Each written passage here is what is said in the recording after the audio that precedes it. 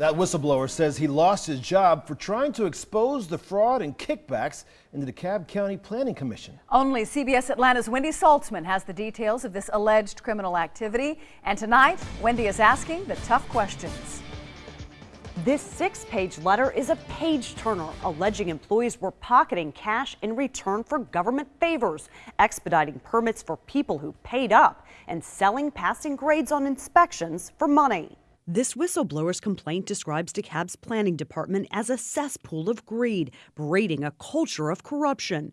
Former manager Eric Wood says he was illegally terminated after trying to expose fraud, bribery, and kickbacks in the county's building department. The CEO and the county take all allegations of this nature very seriously, and that we get to the bottom of it. Only CBS Atlanta News obtained a copy of the complaint Wood sent to the Attorney General. DeKalb officials weren't aware of it until we told them. As part of this, we may go in and do a complete audit of the whole thing and find out and let the chips fall where they may.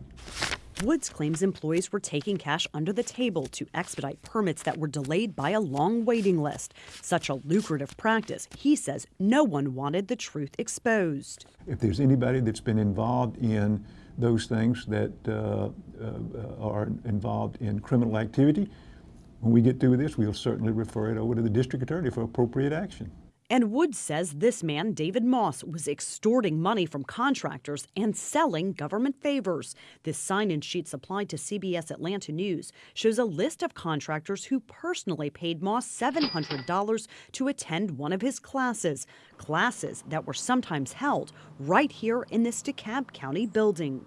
Could it be a conflict of interest if he's taking money from these people and then he's the one in charge of permitting their work? I think it probably on the surface would appear to be.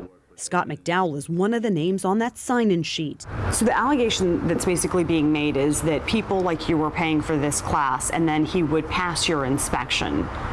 No way.